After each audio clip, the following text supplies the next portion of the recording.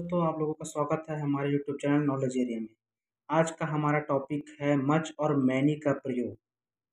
Much और many का प्रयोग किसके साथ किया जाता है, इसके बारे में आपको बताऊंगा इस वीडियो में। इसके बाद आपको ए लिटिल के प्रयोग के बारे में और ए फ्यू के प्रयोग के बारे में भी बताने वाला हूँ। ठीक है, तो बने रहे हमारे वीडियो में। तो पहले मैं आपको मच का प्रयोग के बारे में बताता हूँ। तो मच का प्रयोग किसके साथ किया जाता है? तो मच का प्रयोग मात्रा वाले नाउन में या क्रिया विशेषण, मतलब जिसमें किसी भी चीज़ की विशेषता बताया जा रहा हो। ठीक है, किसी चीज़ की विशेषता बताया जा रहा है, जैसे मैं भूखा हूँ, मैं उसे पसंद करता हूँ, ऐसा करके तो वहाँ पर मच का प्रयोग होता है। और तौलने वाले वस्तुओं को मच का प्रयोग किया जाता है। और मेन टॉपिक है मच का प्रयोग। अनकाउंटेबल नाउन्स के साथ मच का प्रयोग किया जाता है। जिसे नहीं गिना जा सकता उन्हें अनकाउंटेबल नाउन के कहा जाता है। जिन्हें गिना नहीं जा सकता उन्हें अनकाउंटेबल नाउन कहा जाता है। उन्हीं के साथ मच का प्रयोग किया जाता है। ठीक है, अनकाउंटेबल नाउन कहने का अर्थ है कि जिसे हम गिन नहीं सकते। जैसे नमक हो सकता है, नमक को हम तौल सकते हैं लेकिन गिन नहीं सकते। कितना नमक है ऐसा करके, एक दो ऐसा करके थोड़ी ना गिन सकते हैं नमक को। उसे हम तौल सकते हैं कि कितना मात्रा है, 1 kg है कि 2 kg है, ऐसा करके। तो अनकाउंटेबल नाउन के साथ मच का प्रयोग किया जाता है। ठीक है, आपको एक बार और दोहरा कर बता देता हूँ। मच का प्रयोग मात्रा वाले जिसे तौला जा सकता है उसके साथ किया जाता है, या अनकाउंटेबल नाउन्स के साथ किया जाता है जिसे हम गिन नहीं सकते।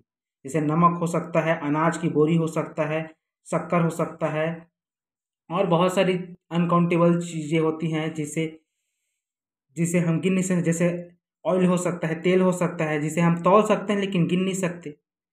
ऐसे वाले नाउन्स के साथ मच का प्रयोग किया जाता है। ठीक है, जिसे गिन नहीं सकते अनकाउंटेबल नाउन, उनके साथ मच का प्रयोग किया जाता है। ठीक है, एग्जाम्पल देख लेते हैं। जैसे वह ज़्यादा नमक लेता है। ठीक है, ही टेक्स मच सॉल्ट। वह ज़्यादा नमक लेता है, लेकिन कितना लेता है हम उसे गिन नहीं सकते ना। उसे हम तौल सकते हैं कि वह 2 ग्राम लेता है, 1 ग्राम लेता है, 5 ग्राम लेता है, 10 ग्राम लेता है, आधा किलो लेता है, 500 ग्राम लेता है, 1 kg लेता है, कितना भी ले सकता है, उसका पता नहीं। लेकिन उसे हम तौल सकते हैं लेकिन गिन नहीं सकते, इसलिए यहाँ पर मच का प्रयोग किया गया है। ठीक है, इसी प्रकार दूसरा एग्जाम्पल है ही इज मच हंग्री। मैंने आपको बताया था कि क्रिया विशेषण के साथ भी मच का प्रयोग किया जाता है। वो अपने भाव प्रकट कर रहा है कि वह ज़्यादा भूखा है, उसका भाव बता रहा है कि वह ज़्यादा भूखा है, तो ही इज मच हंग्री। तो क्रिया विशेषण जैसे शब्दों में भी मच का प्रयोग किया जाता है, लेकिन ज़्यादातर अनकाउंटेबल नाउन के साथ ही मच का प्रयोग किया जाता है। ठीक है, लेकिन यहाँ पर क्रिया विशेषण जैसे विशेषता बता रहा है कि वह हंग्री है, भूखा है, इसीलिए यहाँ पर मच का प्रयोग है। जैसे और होता है, जैसे कि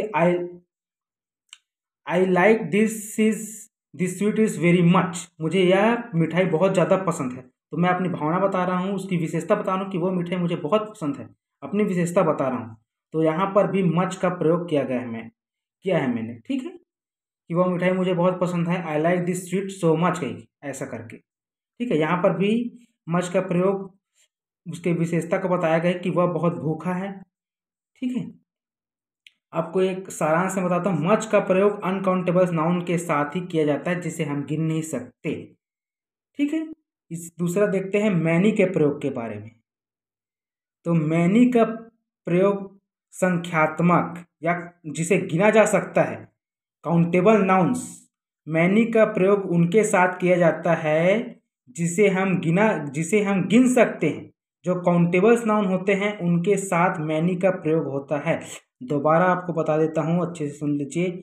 मैनी का प्रयोग काउंटेबल्स नाउन्स जिन्हें गिना जा सकता है उनके साथ किया जाता है। किन्हें गिन सकते हैं, जैसे 10-12 साइकिल हो सकते हैं, तो उन्हें हम गिन सकते हैं। जैसे पुस्तकें होती हैं, लाइब्रेरी में है, तो उन सब भी पुस्तकों को हम गिन सकते हैं। तो उनके लिए मैनी का प्रयोग किया जाता है। जैसे 4 लड़के वहाँ पर खेल रहे हैं, तो उनके लिए मैनी का प्रयोग कर सकते हैं। 4 लड़के वहाँ पर नहा रही हैं, तो उनके लिए मैनी का प्रयोग कर सकते हैं। तो जिस नाउन्स को हम गिन सकते हैं उनके लिए मैनी का प्रयोग किया जाता है। ठीक है, काउंटेबल नाउन के लिए मैनी का प्रयोग किया जाता है। जैसे एग्जाम्पल देख लेते हैं।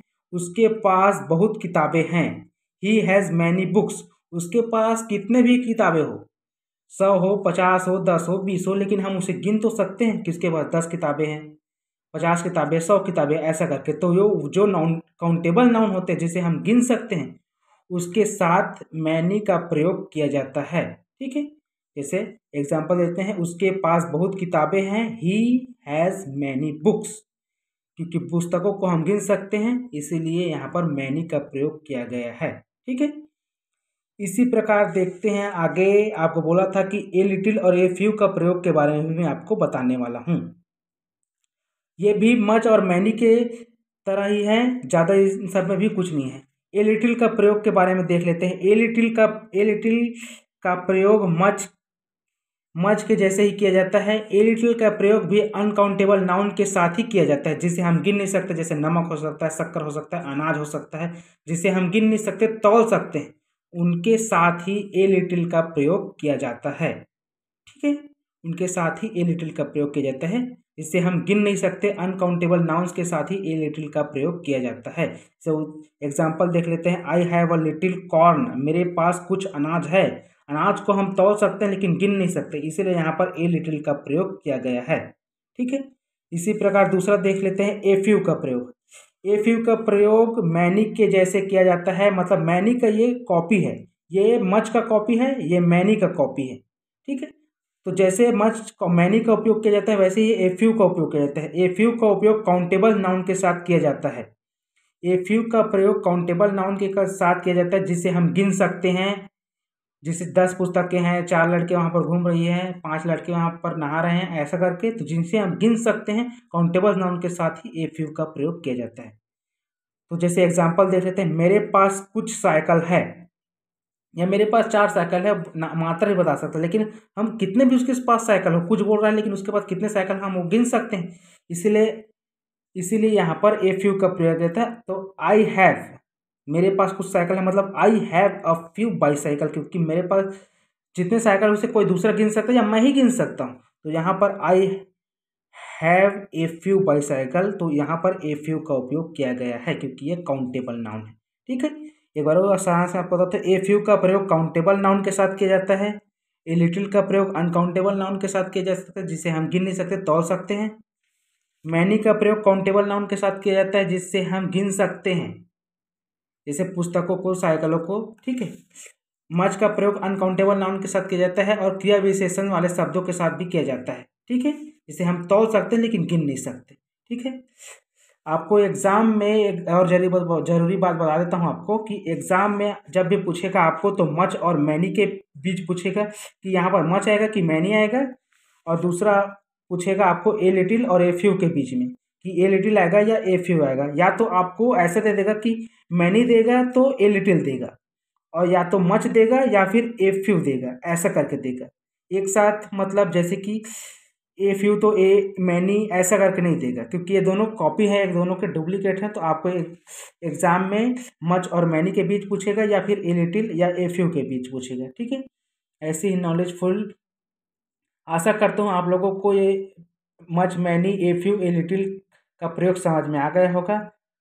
ये वीडियो अच्छा लगा हो तो लाइक कीजिए, शेयर कीजिए, और हमारे यूट्यूब चैनल नॉलेज एरिया को सब्सक्राइब कीजिए। Thank you.